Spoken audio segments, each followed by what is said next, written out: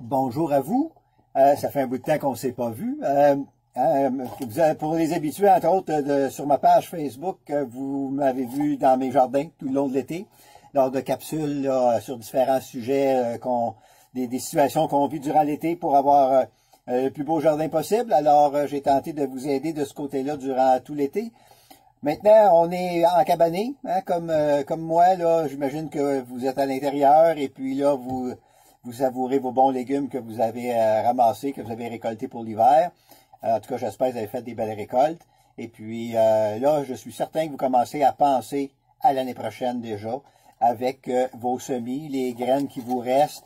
Hein, on voit entre autres là, je vais vous montrer un petit peu moi ce que je fais. Ok, je vais vous montrer aujourd'hui ce que je fais là lorsque vient le temps de commander des graines, puis penser déjà à l'année prochaine, parce que bon, hein, quand on aime ça jardiner, c'est à l'année. Même s'il y a des périodes où on ne peut pas jouer dans la terre, il reste qu'il y a des périodes où est-ce qu'on peut planifier et c'est le bon temps maintenant. Surtout cette année, parce que vous savez, avec la COVID, l'engouement a augmenté énormément. On parle de quasiment 300% d'augmentation au niveau de l'engouement pour le jardinage. Les semenciers se sont fait prendre de court le printemps passé. Ils ont manqué de semences. Cette année, c'est un peu la même chose. Je vous jure, moi, je viens juste aujourd'hui de passer mes commandes. On est le 21 décembre. Je viens de passer mes commandes et là où je trouvais tout chez le même semencier, il a fallu que je consulte 7 semenciers différents pour arriver à commander chez 3 semenciers pour avoir même pas tout ce que je souhaitais avoir d'ailleurs. Alors, il y a déjà beaucoup de stocks, beaucoup de semences qui sont en rupture de stock. Peut-être qu'il va en avoir après les fêtes, mais il n'y a rien de sûr. Mais on se rend compte cette année que c'est très différent des années passées. Donc, il va falloir s'organiser autrement et puis se prendre de bonne heure. Okay? Alors, la première des choses que vous avez à faire, c'est que je suis certain, comme moi, qu'il vous est resté des semences de l'année passée. Des différentes sortes, comme on voit ici, entre autres, tournesol. Bon, il me reste un peu de radis, une sorte de cocon, Market More. Ensuite, ça c'est quoi ça? De la coriandre. Bon, ça, épinards de Malabar, je ne sais pas si... oui, je suis certain qu'il y en a qui connaissent ça. J'ai fait d'ailleurs une capsule là-dessus. Les épinards de Malabar, une plante grimpante intéressante. Plein de sortes comme ça qui vous restent, des semences, soit de l'année passée ou même des fois de plus longtemps que ça. Alors, avant de commencer à penser à faire vos commandes de semences, vous vous dites, OK, moi, il me reste assez de coriandre cette année, fait que j'ai pas besoin d'en acheter. OK? Vous n'achetez pas, et quand vient le temps de la semer, peut-être qu'elle ne germera pas. On ne sait pas. Hein? Parce que au fil des années, les semences, ils perdent leur pouvoir germinatif. Alors, la première des choses à faire lorsqu'on pense à nos semis, c'est de faire des tests de germination avec les semences qui nous restent déjà. De façon à vous assurer que si ça ne germe pas, que là, vous en passiez une commande pour les avoir les graines quand va venir le temps. Parce que si ça ne germe pas au moment où vous êtes dû de les semer, si vous courez après des graines pour essayer d'en avoir cette année-là, vous risquez de manquer votre coup d'aplomb sur toutes ces années ici. OK? Alors, bon, faire des tests de germination, c'est pas très compliqué. Moi, je peux les faire dans des petits contenants comme ça, contenants de pelules, ni plus ni moins, dans lesquels je mets au fond un essuie-tout. Un papier absorbant, enfin, ça peut être un Kleenex, n'importe quoi, là, avec de l'eau, de l'humidité, pour créer de l'humidité. Et là-dedans, j'aime ça parce qu'ils ont un couvercle, alors on peut le tenir fermé de façon à ce que l'humidité ne s'échappe pas, donc votre germination va être plus régulière. OK? Alors, on va faire, moi, entre autres, pour les besoins de la cause, j'ai des graines ici que j'ai récoltées, c'est de ma récolte en 2017, ça c'est du blé d'Inde, c'est du maïs sucré. Du jaune, ok, couleur jaune, c'est pas du bicolore, c'est du jaune.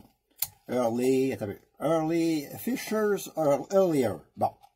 C'est une variété qui d'une année à l'autre, je reprends les semences et puis ça me donne toujours un bon blé d'Inde, puis des petits épis, mais quand même savoureux, puis intéressants. Puis dans certains cas, ils donnent même 2 épis par tige, par plant. Alors, il est peut-être petit, mais quand il donne 2 épis, bien, ça devient intéressant. Bon, maintenant, pour faire le test, il s'agit de voir à quel pourcentage que les graines vont germer. Donc, la quantité de graines, vous allez mettre là-dedans, bien évidemment, ça dépend toujours de la quantité qui vous reste. S'il vous reste 20 graines, puis vous faites un test de germination avec 20 graines, il vous en reste plus pour semer. On s'entend là-dessus. Mais, plus vous allez avoir des graines, plus vous allez avoir, s'il y a lieu, un pourcentage de germination précis. OK? Comme là, j'ai 5 semences. Fait que si je mets 5 semences dans le fond, ici, sur mon papier qui est imbibé d'eau. 5 semences, ça veut dire que, en pourcentage, ça veut dire que chaque semence, elle vaut comme 20%. Là. Hein? Ça veut dire que si je germe une semence, j'ai 20% de germination. OK? S'il en germe 2, j'ai 40. S'il en germe 3, c'est 60. Si il en germe 4, c'est 80. Puis s'il en germe 3 et 5, ben là, on s'attend qu'on ait 100% de germination. Mais, s'il en germe juste, mettons, 4, là, ça vous donne 80% de germination. Mais si vous auriez mis 10 semences, ça se peut-tu qu'il y en ait germé 9 sur 10? Là, à ce moment-là, on parle de 90% de germination. C'est pourtant les mêmes semences, mais ça vous donne une meilleure précision au niveau de votre germination. OK? Donc, ça, c'est à vous de voir là, combien il vous reste de semences. Même si vous en mettez juste 5, déjà, ça va être un bon test. Je veux dire, si ça lève à 80% et plus, même 60% et plus, ça va vous donner une bonne idée. Puis si c'est 60%, ben, dites-vous que quand vous allez semer, vous allez en semer 2 fois plus pour vous assurer qu'il enlève la quantité que vous désirez avoir. Puis gênez-vous pas, semez-en toujours un peu plus que moi parce que tout le long de la production, lors de la germination va influencer le nombre de plants que vous allez avoir. Lors du repiquage, si vous arrive de la fonte des semis ou un problème quelconque, vous allez perdre des plants, etc.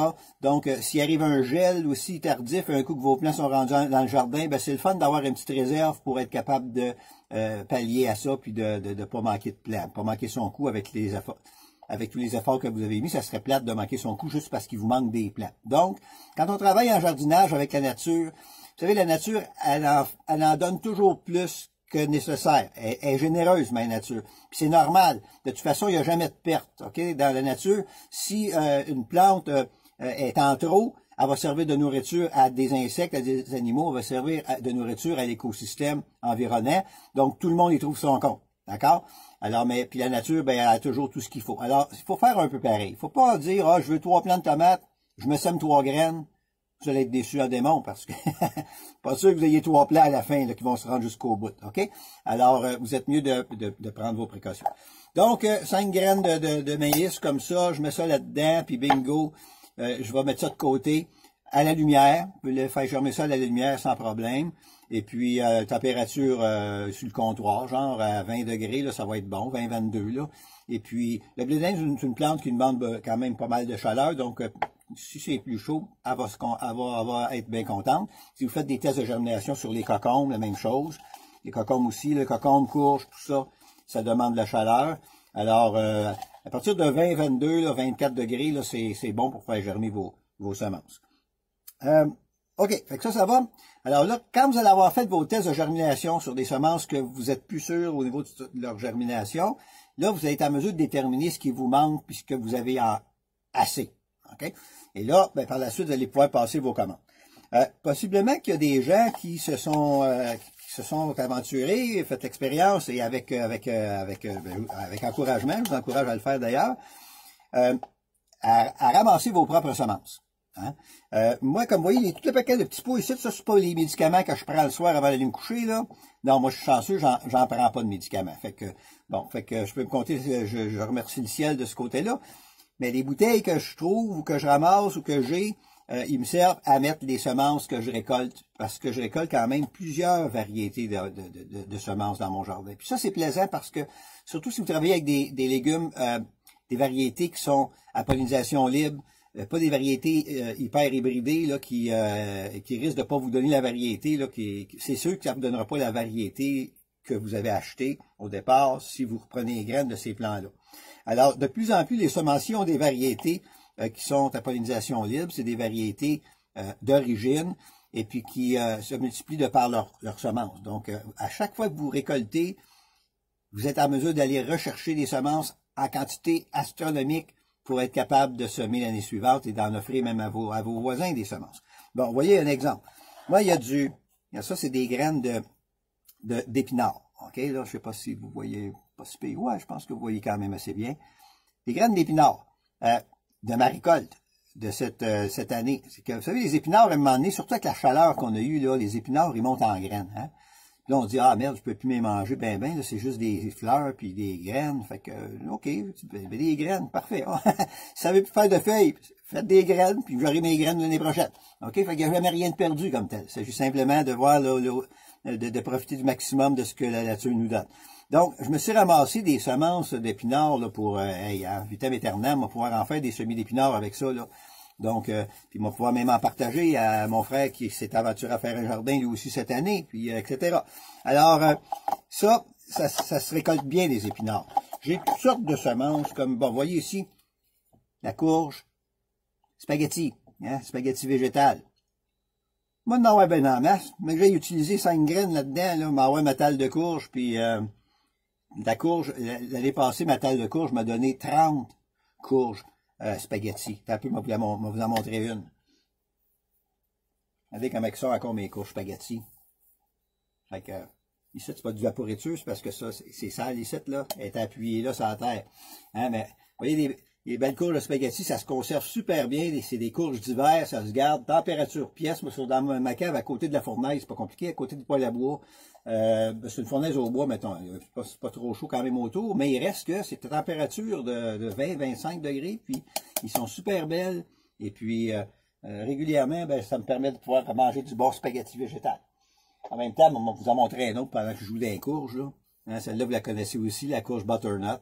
La même chose, c'est des courges d'hiver qui se conservent super bien. Et puis, quand vous en gardez une comme ça, puis là, vous décidez de vous faire un bon potage de courges, vous récupérez les graines dedans, quand elle est rendue grosse comme ça, là, elle est mature, les graines, les semences sont viables, ils vont germer, vous pouvez être sûr de ça.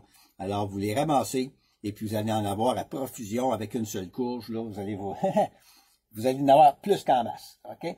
Alors, c'est plaisant de pouvoir ramasser ces semences. Mon Dieu, j'ai toutes sortes d'affaires là-dedans. J'ai ramassé même des graines de fleurs. Qu'est-ce que j'ai ici? Mettons, juste pour le fun. Ah, ça, c'est du persil. Bon, des graines de persil. Persil, là, la première année, ça fait du feuillage. Puis là, c'est le fun parce que vous récoltez le feuillage, puis vous pouvez en faire sécher, manger frais, etc. Ça reste longtemps aussi. Le persil, c'est dur à geler.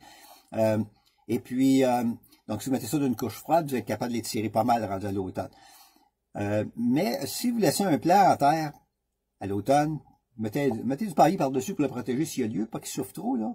Mais bien souvent, le persil il est vivace dans plusieurs régions. Si on a une couverture de neige, il va ressortir le printemps prochain. Il va faire du feuillage, mais beaucoup moins. OK? Parce que c'est une plante, une biannuelle. C'est un peu comme la carotte, les betteraves, les navets, toutes ces plantes-là. C'est des plantes biannuelles. La première, les oignons aussi. La première année, ils font du feuillage. Ils ramassent des réserves dans leurs racines, puis le printemps suivant, ils repartent, puis là, ils vont monter les tiges de fleurs, puis ils vont fleurir, puis ils vont faire de leurs semences, la deuxième année. OK? Donc, si vous avez sauvé un plant de persil, la deuxième année, il va monter en graines. Et vous allez pouvoir récolter les graines à ce moment-là. Donc, ça, c'est très, très facile. Vous avez un petit coin de jardin, vous le laissez là durant tout l'été, puis vous le laissez faire, vous montez en graines, il va fleurir, tout le kit. Et puis, vous allez pouvoir vous ramasser beaucoup de semences pour l'année suivante. OK? Persil, bien facile à faire aussi. Bon Dieu Seigneur. Qu'est-ce qu'il y a ici? Ça, c'est des... Ah, ça, c'est une sorte de fleur qui n'est pas très connue, mais je l'ai ramassé pareil. J'ai ramassé des semences de melons d'eau. Cette année, des melons, j'en ai eu des melons, évidemment, avec la chaleur, hein. On en a eu pas mal, fait que des graines en masse. Ça, c'est des quoi, ça? C'est de la sarriette. Une sarriette d'été. Hein? La même chose. Alors, comme vous voyez, j'ai toutes sortes de semences. Ici, j'ai des fèves vertes grimpantes. J'ai des fèves jaunes grimpantes.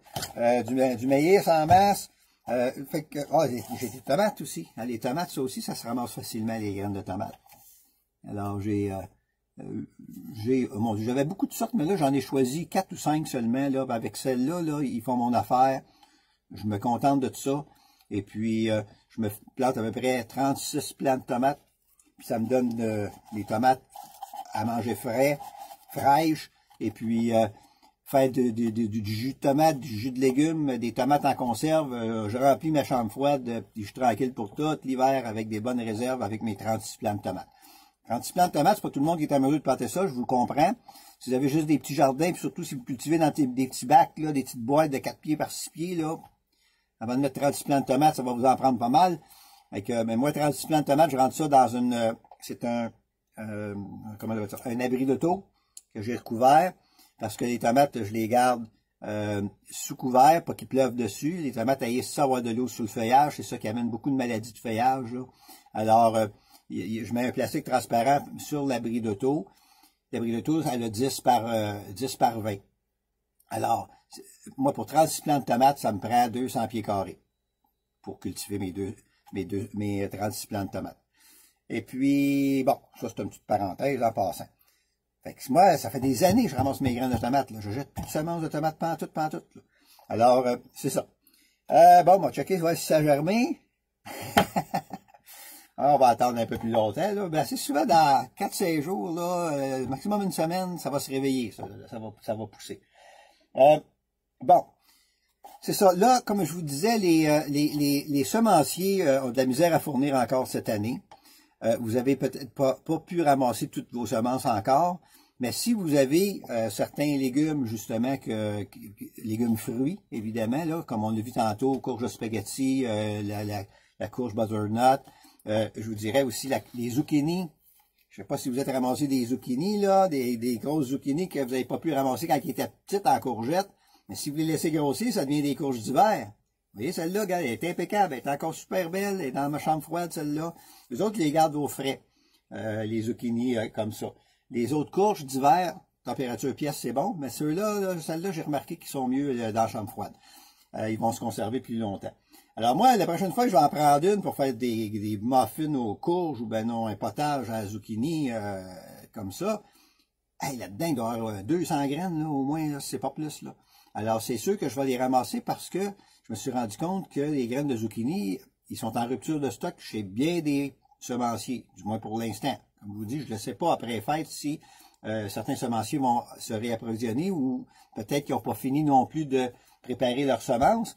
Mais bref, si vous êtes en mesure de les ramasser vous-même, vos graines, je vous invite à le faire pour permettre premièrement aux semenciers de souffler un peu et puis pour que vous ayez ce que vous avez besoin aussi.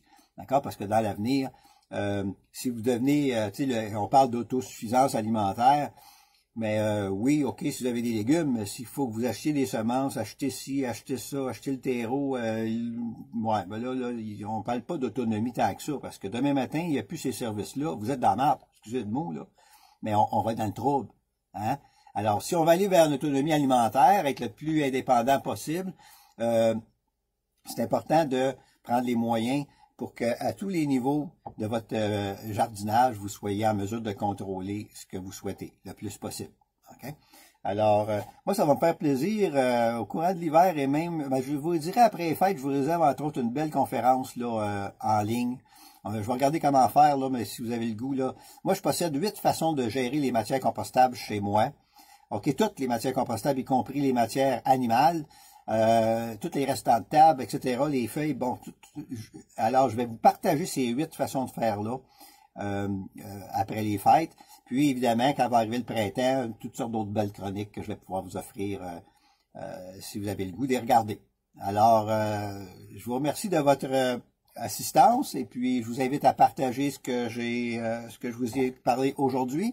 Moi, c'est ma façon de faire. Je m'amuse avec ça. Et puis, ça me permet de rêver au printemps, de commencer à planifier là, pour le printemps prochain. Donc, un beau bonjour à tous. Merci.